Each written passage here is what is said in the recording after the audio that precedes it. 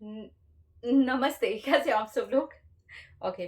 Phone गिर रहा था इसलिए मैंने ऐसे करके रख दिया। ओके।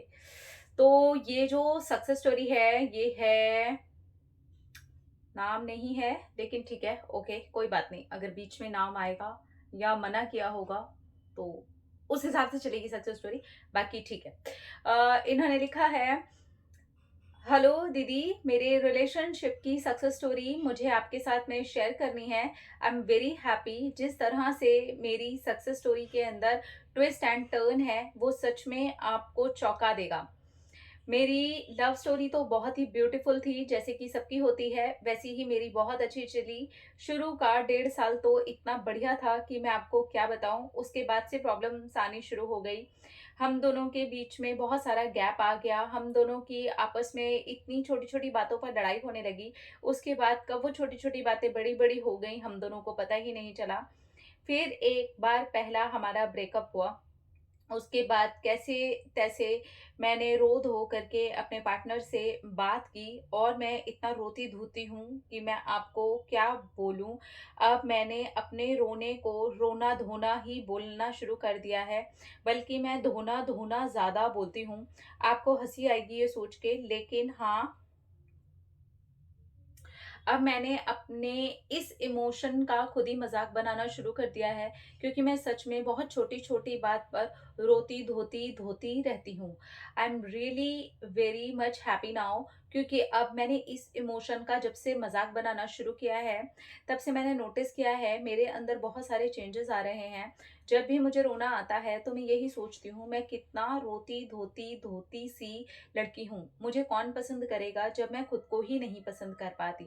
और इसी तरीके से हमारे 5 साल के रिलेशनशिप में शुरू का जो 1.5 साल था, उसके बाद 3 बार ब्रेकअप हुआ, और तीनों बार मैंने ही रो धो धो धो धो करके अपने पार्टनर को मनाया है।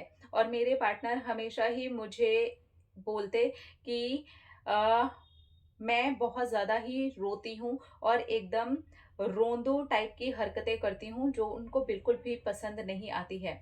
और इस तरह से करते करते मेरी पर्सनालिटी भी बहुत ख़राब हो गई। मैं बहुत ज़्यादा वीक टाइप की इंसान हो गई। इमोशनली भी मैं ये हरकतें कर करके बहुत ज़्यादा वीक हो गई। ये भी मुझे मेरे पार्टनर ने ही बताया था, लेकिन मुझे तब समझ में नहीं आया। उसके बाद में मेरे सामने जब आपका चैनल आया तब से मेरी लाइफ पूरी तरह से बदलनी शुरू हुई। मैंने अपने आप को समझना शुरू किया, और अपने रोने को पूरी तरह से तो नहीं, पर हाँ, अब मुझे पता है कि मुझे किस लेवल तक रोना है और अपने इस इमोशन के ऊपर मुझे कितना काम करने की ज़रूरत है। मुझे सच में बहुत ज़्यादा काम करने की ज़रूरत है, क्योंकि हम ज़्यादातर औरतों को रोते हुए ही देखते हैं और हमें ऐसे लगता है ज़्यादातर लेडीज़ रोती ही रहती हैं। बस ऐसे ही बहुत सारे फ़िल्मी टर्न लिए मेरी लव स्टोरी ने, और बार-बार ब्रेकअप, बार-बार पैच अप, वो भी मेरा ही रो-रो करके अपने पार्टनर को मनाना, और फिर उनके साथ रिलेशनशिप में आना, फिर उनके हिसाब से उस रिश्ते को चलाना। लेकिन जब मेरा 4th टाइम ब्रेकअप हुआ तब तक आप लाइफ़ में आ चुके थे, और वहाँ से मेरी ज़िंदगी बदलनी शुरू हो गई थी। मैंने अपने ऊपर कंटिन्यू काम करना शुरू किया।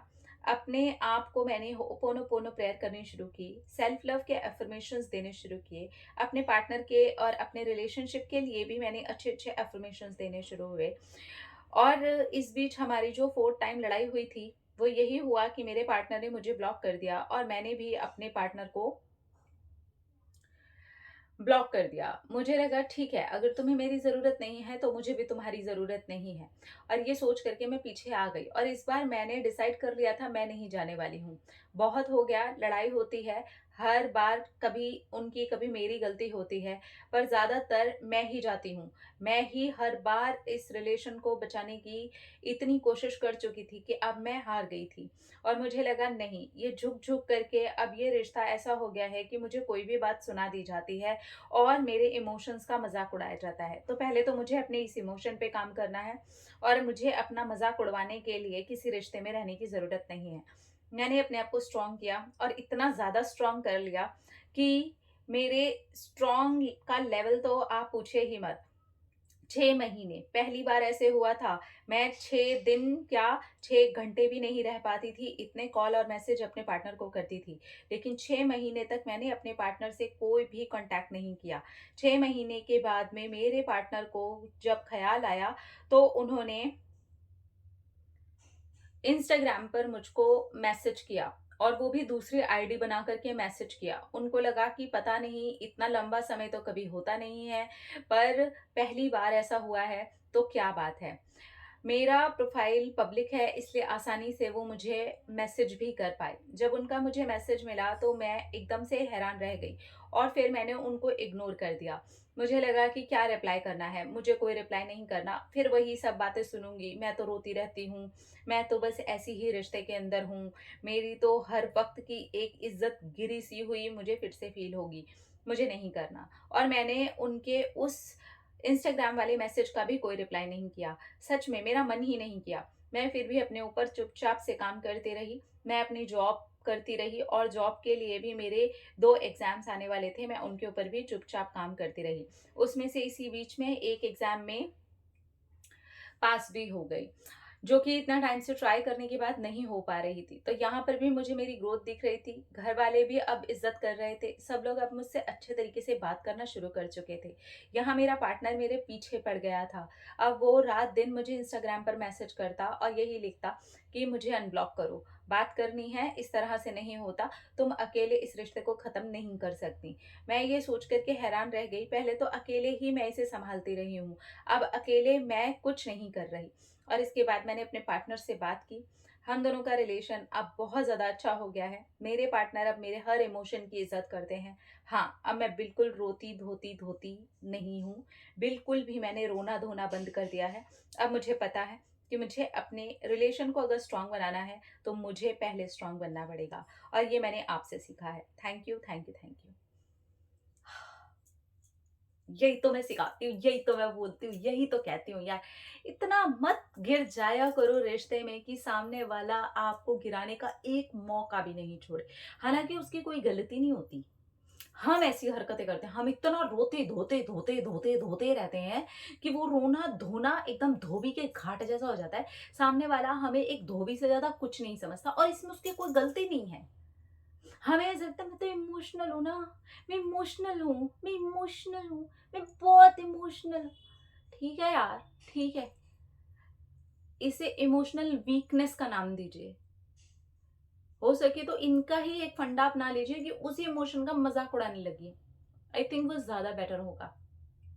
बजाय सबसे मज़ाक उड़वाने के, बजाय आपके उसी वो जो आपका इमोशन है, जो कि बहुत ज़्यादा प्यारा है कि आपको रोना आ जाता है, इट्स फाइन। लेकिन अगर उसका मज़ाक उड़ाया जा रहा है, इसका मतलब आप नॉर्मल से ज़्यादा कर रहे हो। इसका मतलब आप उस वाले इंसान की जो कहते हैं ना केमिस्ट्री, जो आप जिस लेवल पे हम बोलते हैं कि एक पार्टनर दूसरे पार्टनर को अंडरस्टैंड करे, तो आप भी शायद उसको अंडरस्टैंड नहीं कर रहे हो, उसको इतना रोना धोना नहीं सुनना। आप खुद सोचिए, कोई अपना रोना धोना हर वक्त आपके सामने लेकर के बैठ जाए, और ये समझ करके बैठे कि आप उसके पार्टनर हो। एक बार कंधा दोगे, 2 बार दोगे, 3 बार दोगे, 4 बार दोगे, 10 बार दोगे, 20 बार दोगे, 200 बार दोगे, उसके बाद कहोगे बस ना यार, मतलब तुम्हारा तो यही काम है, क्योंकि वो सामने वाला एनर्जी ही वो दे रहा होता है इतनी लो। अगर आप भी यही कर रहे हैं रिलेशन में, ऑल द टाइम आप रो रहे, धो रहे, धो रहे, धो रहे, धो रहे हैं, मैंने इन्हीं की बात ले ली एक्चुअली, तो मत कीजिए। एक लिमिट तक ये सब कुछ अच्छा लगता है, एक लिमिट तक हर कोई इस चीज को टॉलरेट भी करता है, एक लिमिट तक हर कोई एक दूसरे का साथ भी देता है, लेकिन ये ऑल द टाइम होता है ना, तो बहुत इरिटेटिंग लगता है। आपकी ये इमोशनल वीकनेस हर किसी के सामने मत रखिए। इस लेवल पे आप स्ट्रांग बनिए। अपने ऊपर अंदर ही अंदर काम करिए कि ठीक है यार, ठीक है। कुछ चीज़ें तो मुझे अपने अंदर भी हैंडल करनी पड़ेंगी ना। हर वक़्त रो-रो करके अपने पार्टनर को दिखाने की ज़रूरत नहीं है। नहीं करना चाहिए। ना अपने हस्बैंड के सामने भी ऐसी हरकतें बार-बार नहीं करनी चाहिए। मैं नहीं करती। हाँ, कुछ चीज़ें होती हैं, कभी कोई चीज़ खराब लग गई, कोई चीज़ इमोशनल होके बताने का मन कर रहा है, कोई चीज़ ऐसी हो गई, ठीक है, उसमें से अगर 10 बार ऐसा हो रहा है, 10 में से सिर्फ़ 1 बार मैं कोशिश करूँगी जब मुझसे बिल्कुल ही नहीं रुका जा रहा। अदरवाइज़ मैं सोचूँगी नहीं यार नहीं, नहीं, क्यों? अपना तो मन खराब ही है, सामने वाले का भी जा कर के कर दो।